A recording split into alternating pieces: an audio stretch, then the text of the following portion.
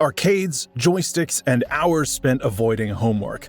Welcome to the 80s. We're diving into our list of the most popular games that defined a generation. And stick around till the end of the video to learn which games were in the top 3 of this game-changing era. Sopwith, 1984. Before dogfighting was a 3D spectacle, Sopwith gave PC players a side-scrolling taste of aerial chaos. You flew a fragile biplane, juggling machine guns, bombs, and fuel, and the constant threat of stalling straight into the dirt. Built to show off a now obscure networking system, it instead became a cult classic thanks to its solo mode and CGA charm. Sopwith proved the PC could deliver arcade-style action at home, complete with in-jokes like the infamous Ox. It's clunky, sure, but it laid early groundwork for flight combat games and holds a nostalgic place in gaming's takeoff years. Duck Hunt, 1984. Armed with the NES Zapper and a steady aim, Duck Hunt made living rooms feel like shooting ranges. Released in 1984, it was bundled with the NES and sold over 28 million copies, cementing itself as the definitive light gun game. Its premise was simple: blast ducks or clay pigeons, rack up points, and try not to miss, or that smug dog would laugh in your face, forever burning into gamer memory. Inspired by Nintendo's laser clay shooting system, Duck Hunt was proof that gaming could feel interactive in a brand new way. Accessible, addictive, and iconic, it helped sell the NES to the world. Bruce Lee, 1984. Bruce Lee did not just put the martial arts legend on a box. It threw him into one of the first hybrids of platforming and beat-em-up action. Released in 1984 for Atari 8-bit, C64, and more, players guided Bruce through a wizard's tower, collecting lanterns while battling two relentless foes, the Bakken-wielding ninja and the hulking green Yamo. With 20 screens of traps, mines, and electrified hazards, the game demanded precise timing and quick reflexes. Critics praised its addictive blend of fighting and exploration, calling it ahead of its time. It topped charts in 1985 and remains historically important as the blueprint for fusing genres long before Metroidvania was a word. Mike Tyson's Punch-Out! 1987.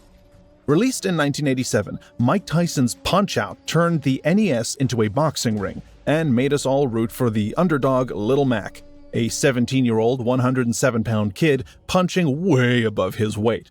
Facing a roster of outrageous opponents like Glass Joe, King Hippo, and Soda Popinski, every fight felt like solving a puzzle disguised as a boxing match. The big twist? The dream fight against Iron Mike himself, gaming's scariest final boss of the 80s.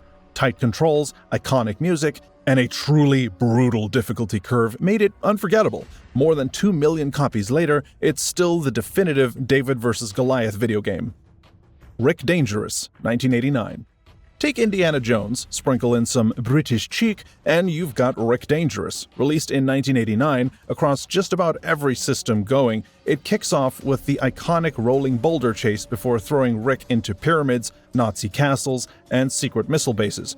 Armed with a pistol, dynamite, and the occasional pogo stick trick, Rick could fight enemies or let the environment's deadly traps do the dirty work. The catch? Most traps had zero warning, meaning the game boiled down to memorization, frustration, and persistence. Critics were split, but fans loved the challenge. Kung Fu Master, 1984. Before Double Dragon, before Final Fight, there was Kung Fu Master, the game that practically invented the beat-em-up.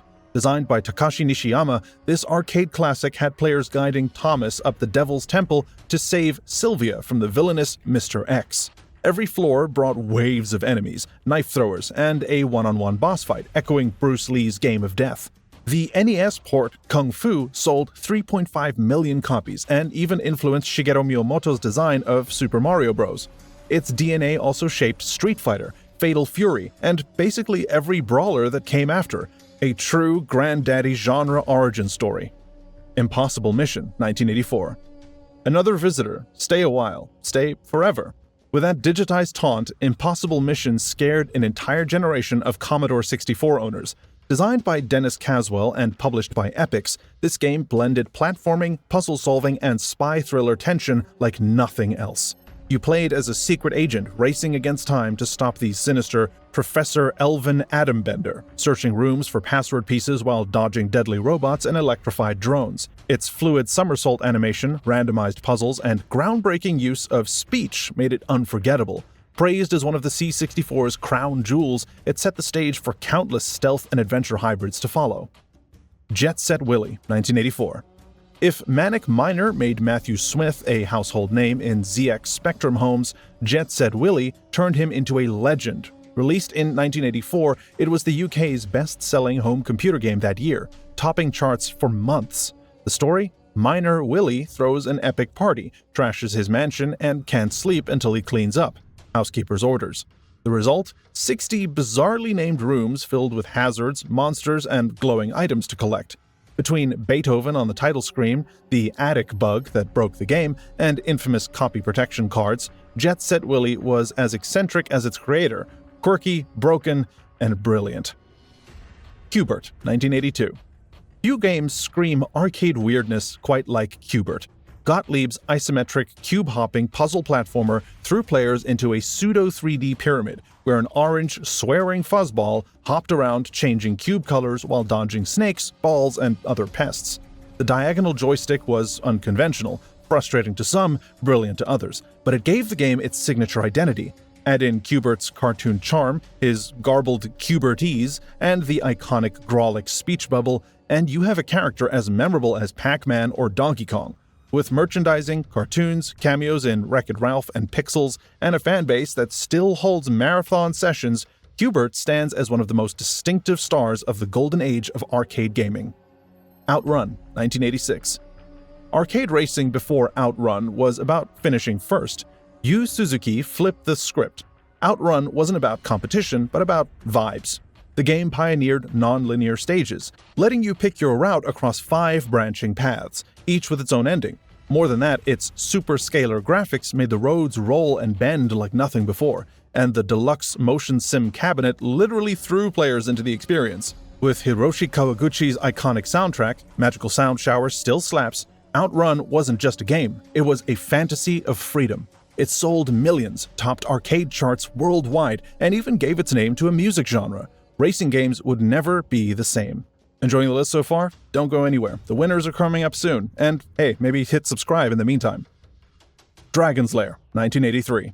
When Dragon's Lair hit arcades in 1983, it looked like it had arrived from the future. Powered by Laserdisc technology and animated by ex-Disney legendary artist Don Bluth, it offered film-quality visuals while most games still relied on chunky sprites.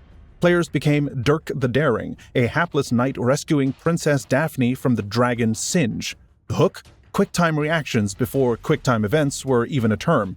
Fail and you'd get hilariously animated death. Shallow but unforgettable. It proved games could be cinematic. Expensive, tough to maintain, and endlessly copied, Dragon's Lair remains an iconic 80s arcade spectacle. Track and Field, 1983. Long before button mashers were a punchline, Track and Field turned frantic finger speed into an Olympic event. Released by Konami in 1983, it had players hammering 2-run buttons for events like the 100-meter dash and javelin throw. More than timing, it was endurance, leaving sore hands and broken arcade cabinets everywhere. The craze went global, culminating in a 1984 tournament with over 1 million competitors, the largest gaming competition of its time. Its success revived sports games in arcades and influenced titles from Punch-Out to Pac-Land. Few games made players sweat this hard, literally. The Oregon Trail, 1985. Few games are more iconic in classrooms than The Oregon Trail. Released in 1985 for the Apple II, this edutainment classic put you in charge of a wagon party trekking from Missouri to Oregon. It mixed resource management, risk-taking, and the dark humor of watching your carefully named family succumb to snake bites, broken legs, or the infamous "you have died of dysentery." Players hunted pixelated buffaloes, chose river crossings, and prayed their oxen didn't keel over mid-journey. While it was designed to teach history, it became a rite of passage for an entire generation of school kids in the 80s and 90s. More than 65 million copies later, the Oregon Trail is a cultural touchstone that taught kids how brutal pioneer life could be, one gravestone epitaph at a time. Maniac Mansion, 1987. Ron Gilbert and Gary Winnick's Maniac Mansion went beyond being another quirky adventure game. It redefined the whole genre. Built on the Scum engine, it replaced clunky text parsers with an intuitive point-and-click system.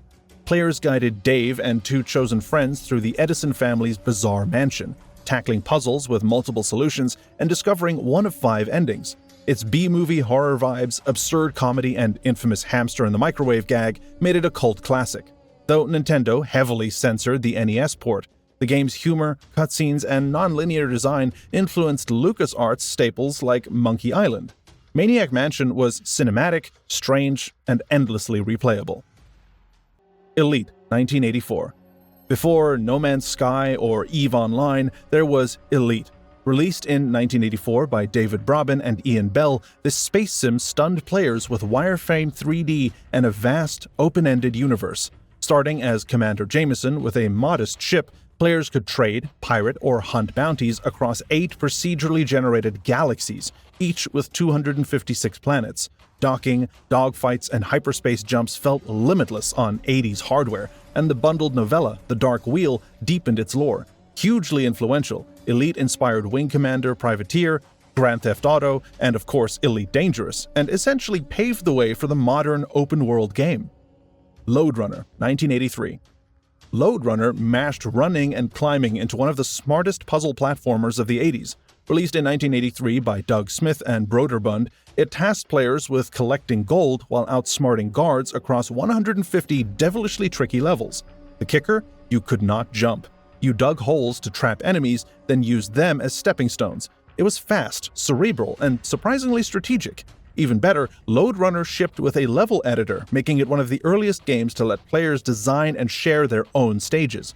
With over 3 million sales worldwide and a legacy that spans arcades, NES, and beyond, it cemented itself as a true pioneer of both puzzle action and user-generated content.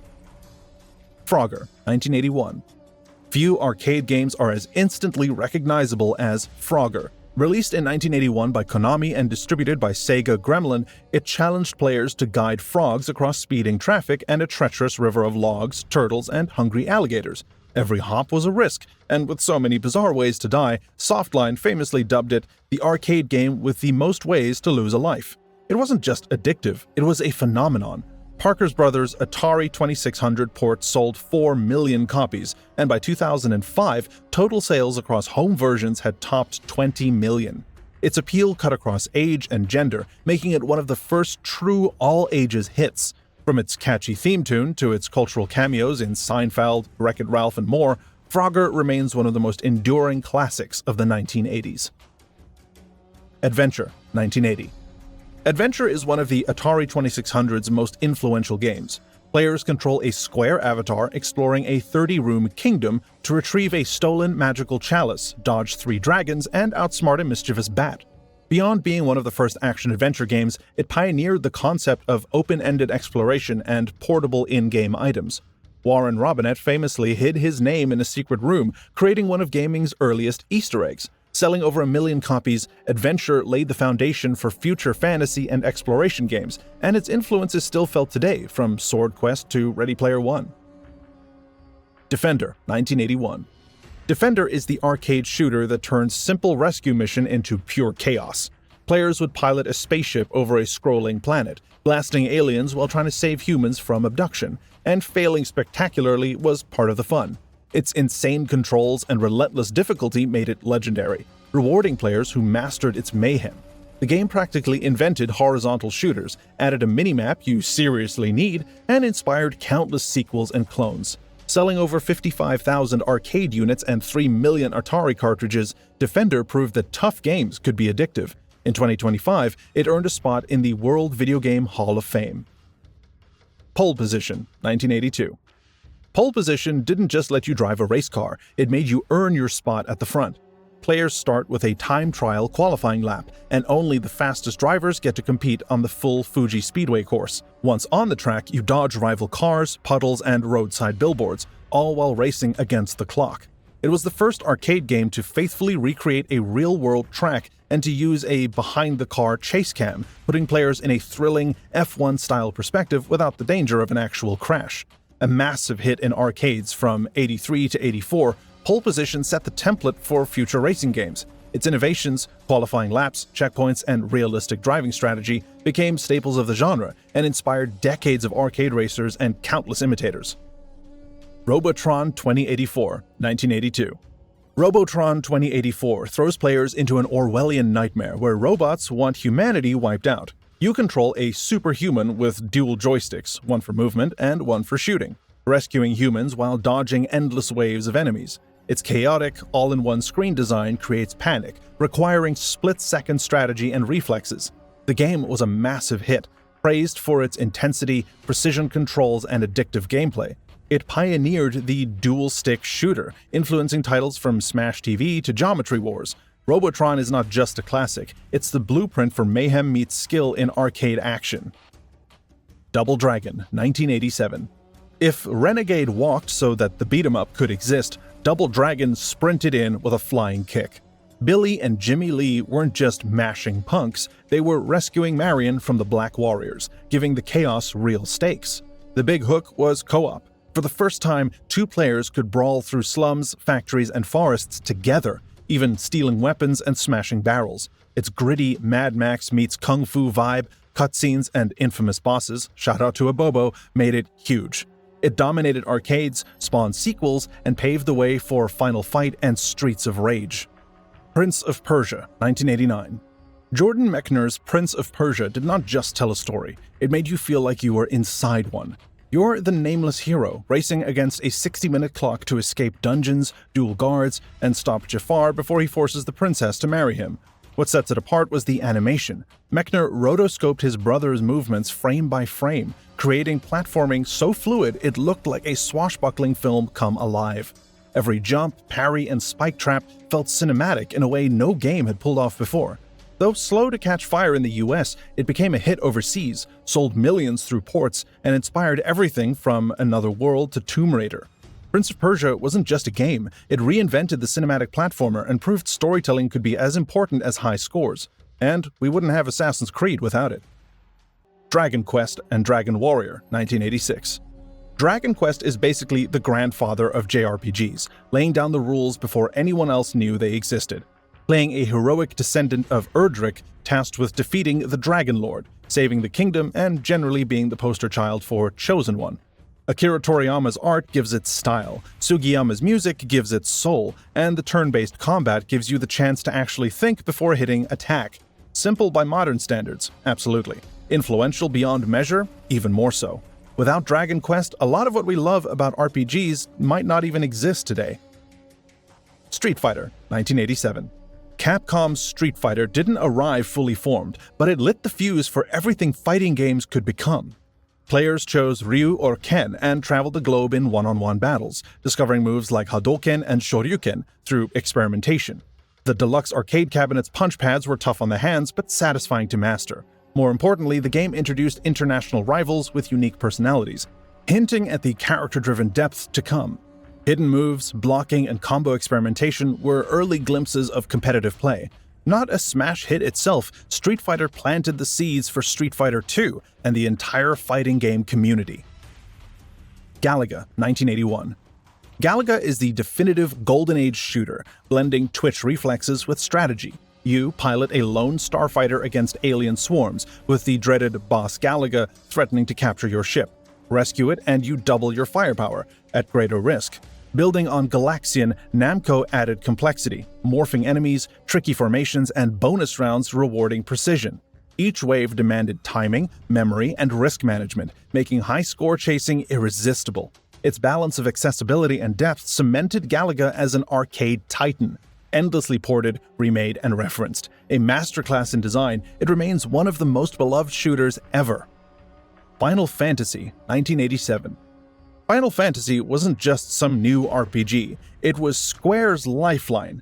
Born from the brink of bankruptcy, players control the Warriors of Light on a quest to restore 4 elemental crystals, navigating towns, dungeons, and epic boss battles. Turn-based combat, character classes, and a flexible party system offered tactical depth, while magic systems and equipment upgrades encouraged experimentation. Despite the 8-bit graphics and grind-heavy leveling, the game captivated players with Nobuo Uematsu's memorable music and a sense of grand adventure. Exploration felt rewarding. Secret treasures, hidden areas, and airship freedom gave players agency rarely seen in early console RPGs. Its success didn't just save Square, it legitimized the JRPG on a global scale, influencing countless successors. Today, every crystal, victory fanfare, and summon is a nod to its legacy. Final Fantasy set the template for storytelling, strategic combat, and world-building that continues to inspire modern RPGs. Castlevania, 1986. Castlevania introduced gamers to Simon Belmont, the whip-wielding vampire hunter, and a gothic adventure dripping with cinematic tension. Its NES debut combined tight platforming, precise combat, and memorable bosses with a haunting soundtrack and atmospheric castles.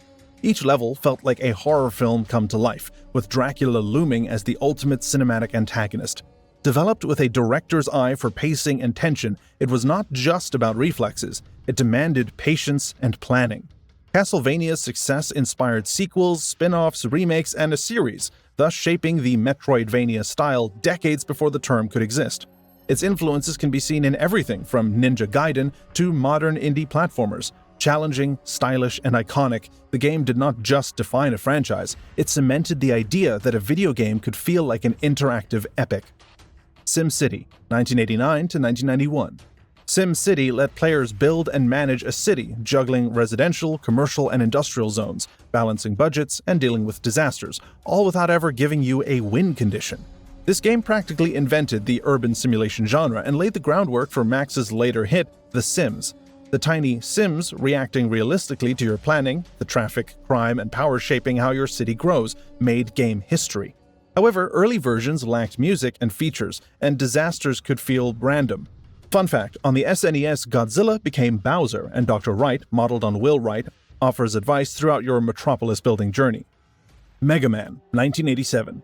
Mega Man's debut may look cute, but the game's design is razor-sharp.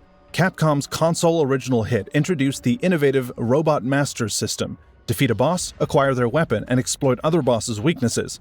This rock-paper-scissors mechanic gave each level strategic depth, letting players choose their own path and test their problem-solving skills. Combined with tight platforming, tough enemies, and precise jumps, the game earned its reputation as classic Nintendo hard. Anime-inspired visuals, vibrant level design, and a chiptune soundtrack by Takashi Tateichi elevated the experience, making each stage memorable. Mega Man's initial sales were not massive, but its influence is undeniable. It spawned sequels, spin-offs, and decades of homage. The game set the standard for rewarding exploration, tactical combat, and replayability, proving that a well-designed platformer could challenge and delight in equal measure. Mega Man was not just a tough blue robot, he was a blueprint for gaming's coolest arm cannon. Metroid, 1986. Metroid dropped players into the hostile alien world of Zebes, armed with nothing but a blaster and some curiosity. Its maze-like, non-linear design encouraged exploration, with upgrades like the Morph Ball, Screw Attack, and Various Suit unlocking previously inaccessible areas. The game combined tense combat against space pirates with eerie atmospheric storytelling. Supported by Hirokazu Tanaka's haunting soundtrack, its open-ended world design encouraged methodical discovery, replay, and even speedrunning. The shocking reveal that Samus Aran was female challenged industry norms and inspired a new generation of game narratives. Metroid's focus on player agency, hidden secrets, and environmental storytelling influenced countless titles, making it a true milestone in game design. Donkey Kong, 1981. Donkey Kong did not simply introduce Nintendo to the world, it practically invented the platformer. Originally a last-minute pivot from unsold radar scope cabinets, Shigeru Miyamoto's debut created Mario, then Jumpman, Pauline, and the iconic barrel-throwing gorilla. Each of the 4 stages had unique challenges, timed obstacles, and cutscenes, making it one of the first games to tell a story through gameplay. Jumping became the core mechanic, radical at the time, and requiring timing, precision, and foresight. Its difficulty curve, multi-stage progression, and risk-reward design kept players engaged while arcade-goers competed for high scores. The game's success was immediate, establishing Nintendo as a major player and setting the stage for Mario Bros., Donkey Kong Jr., and countless platforming innovations. The Legend of Zelda, 1986. When Nintendo released The Legend of Zelda in 1986, it made adventure gaming legendary. Playing as Link, a green-capped hero armed with little more than a wooden shield and sword, you'd venture into the sprawling land of Hyrule to rescue Princess Zelda and defeat the evil Ganon. Unlike the linear precision of Mario, Zelda offered an open world brimming with secrets, hidden caves, and clever puzzles that rewarded exploration. Battery-backed saving meant you no longer had to finish the entire quest in one sitting, a major innovation at the time. From discovering heart containers to finding bombs in clever hiding spots, every corner of Hyrule promised discovery. Selling 6 million copies, Zelda was a blueprint for action-adventure games, inspiring countless franchises and proving the depth, freedom, and clever design could capture imaginations worldwide. And now for our top 4. Super Mario Bros. 1985. Super Mario Bros. Redefined platform games, setting the gold standard for an entire generation. Released in 1985, Miyamoto and Tezuka's masterpiece taught players to jump on Goombas, smash bricks, and harness mushrooms to grow and survive. Every level was meticulously designed, with World 1-1 doubling as one of the smartest tutorials in gaming history, teaching mechanics without a single word. Koji Kondo's soundtrack became instantly iconic, and the game's precision controls and polish helped rescue an industry still reeling from the 1983 crash. The mix of exploration, timing, and challenge created a perfect balance that appealed to both kids and adults, while the Mushroom Kingdom's colorful charm became instantly recognizable. Selling over 58 million copies, Mario was not just Nintendo's mascot. He became a symbol of gaming itself. Super Mario Bros. Proved that games could be fun, clever, and universally adored. Tetris, 1984. Tetris is the ultimate proof that simplicity can be genius. Created by Alexei Pajitnov in 1984 in the Soviet Union, the game took a simple concept, fitting falling tetraminos into perfect lines, and turned it into a global obsession. Its appeal was universal, easy to learn, endlessly challenging, and strangely hypnotic. On the Game Boy, it became a killer, selling 35 million copies and making handheld gaming a mainstream phenomenon. Its simple mechanics encouraged spatial thinking and quick reflexes, while its endlessly looping gameplay created the perfect addictive cycle. Beyond sales, Tetris became a cultural touchstone, inspiring music, art, and even competitive tournaments. With over 520 million copies sold across platforms, it remains one of the best-selling and most influential games of all time. Tetris proves that a brilliant design does not need flashy graphics or a complex story. It just needs a concept that clicks perfectly with players. Space Invaders, 1978. Released in 1978 by Tomohiro Nishikado, Space Invaders introduced the fixed shooter genre, pitting players against waves of descending alien invaders. The genius lay in its escalating tension. As you shot more aliens, the remaining ones sped up, creating a thrilling push-pull of victory and panic. Shields offered temporary cover, and every missed shot carried consequences. Its pixelated invaders became some of gaming's first recognizable icons, appearing everywhere from toys to clothing. By 1982, Space Invaders had earned more than Star Wars, proving video games could be a serious cultural and commercial force. It didn't just spawn sequels, it spawned a generation of shooters, competitive high-score challenges, and the very idea that games could grip millions worldwide. Space Invaders is a blueprint for gameplay-driven tension, and one of the first titles to show that video games were more than a novelty, they were a phenomenon. And our number 1 pick, Pac-Man, 1980. Finally, we have Pac-Man, the game that created a revolution in design, culture, and accessibility. Released in 1980 by Namco, Toru Iwatani created a title aimed to appeal to everyone, not just the stereotypical arcade crowd. The hero was a simple, endlessly hungry yellow circle, navigating colorful mazes, gobbling dots, and strategically using power pellets to turn the tables on the 4 distinct ghosts: Blinky, Pinky, Inky, and Clyde, each with their own AI personalities. Its cute, non-violent approach drew female players in droves, breaking arcades out of their male-dominated image. Beyond gameplay, it sparked a cultural explosion. Merchandise, TV shows, music, and an iconic mascot recognized worldwide. With revenue over $14 billion, Pac-Man set the template for character-driven games, AI-driven enemies, and power-ups. More than a classic, it's the first truly global video game superstar and a symbol of gaming's potential to transcend the arcade.